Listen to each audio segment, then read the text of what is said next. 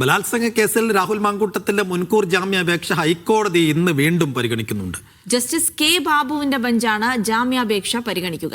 ജാമ്യാപേക്ഷയെ എതിർത്ത് സർക്കാർ ഇന്ന് നിലപാട് അറിയിക്കും. കേസ് ഡയറിയും അന്വേഷണ സംഘം ഹാജരാക്കും. കഴിഞ്ഞ തവണ ജാമ്യാപേക്ഷ പരിഗണിച്ചപ്പോൾ രാഹുലിന്റെ അറസ്റ്റ് ഹൈക്കോടതി തടഞ്ഞിരുന്നു. പരാതിക്കാരിയുമായി ഉണ്ടായിരുന്നത് ഉഭയസമ്മതപ്രകാരമുള്ള ബന്ധമാണെന്നും നിർബന്ധിച്ച് ഗർഭഛിദ്രം നടത്തിയിട്ടില്ല എന്നുമാണ് രാഹുലിന്റെ നിലപാട്.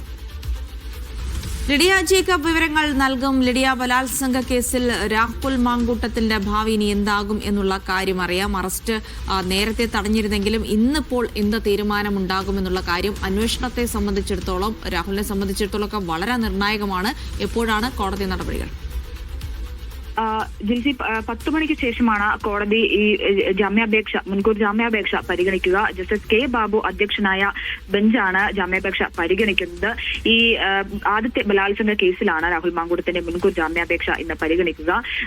ഈ ജാമ്യാപേക്ഷ എതിർത്ത് സർക്കാർ എന്ന നിലപാട് ഹൈക്കോടതിയിൽ അറിയിക്കും. മാത്രമല്ല, ഇന്ന് ഈ അന്വേഷണ സംഘം കേസ് ഡയറിയും ഹാജരാക്കും. അതിലെ വിശദാംശങ്ങളും കാര്യങ്ങളും ഒക്കെ പരിശോധിക്കേണ്ടതായിട്ടുണ്ട്. കഴിഞ്ഞ തവണ ഇത്തരത്തിൽ ജാമ്യാപേക്ഷ പരിഗണിച്ചപ്പോഴാണ് രാഹുലിന്റെ അറസ്റ്റ് ഹൈക്കോടതി തടഞ്ഞത്. ഇതിൽ രാഹുൽ ഉന്നയിച്ചിരിക്കുന്ന പ്രധാനപ്പെട്ട കാര്യം എന്ന് പറയുന്നത് ഈ പരാതിക്കാരിയുമായി ഉണ്ടായിരുന്നത് ഉഭയസമ്മത പ്രകാരമുള്ള ബന്ധമാണ്. മാത്രമല്ല, ഈ ഗർഭചിത്രത്തിന്റെ കാര്യത്തിലേക്ക് വരുമ്പോൾ ഇത് നിർബന്ധിച്ചുള്ള ഗർഭചിത്രമോ കാര്യങ്ങളോ ഒന്നും തന്നെ നടന്നിട്ടില്ല. ഉഭയസമ്മത പ്രകാരമുള്ള ബന്ധമായിരുന്നു ഉണ്ടായിരുന്നത് എന്നുള്ള നിലപാടാണ് രാഹുലിന്റേത്. ആ നിലപാട് ഹൈക്കോടതിയെ അറിയിക്കുകയും ചെയ്യും. മാത്രമല്ല, മറ്റൊരു കേസ് കൂടി ഹൈക്കോടതി ഇന്ന് പരിഗണിക്കുന്നുണ്ട്. ഈ പ്രിൻസിപ്പൽ സെഷൻസ് കോടതി, തിരുവനന്തപുരം പ്രിൻസിപ്പൽ സെഷൻസ് കോടതി കഴിഞ്ഞ ദിവസം രാഹുലിന് ജാമ്യം നൽകിയിരുന്നു. അത് രണ്ടാമത്തെ ബലാത്സംഗ കേസിലാണ് രാഹുലിന് മുൻകൂർ ജാമ്യം നൽകിയിരുന്നത്. അതിനെതിരെ സംസ്ഥാന സർക്കാർ ഹൈക്കോടതിയിൽ നൽകിയ ഒരു അപ്പീലുണ്ട്. ആ അപ്പീൽ കൂടി ഹൈക്കോടതി ഇന്ന് പരിഗണിക്കും. അത് ജസ്റ്റിസ് സി ജയചന്ദ്രന്റെ ബെഞ്ചാണ് പരിഗണിക്കുക.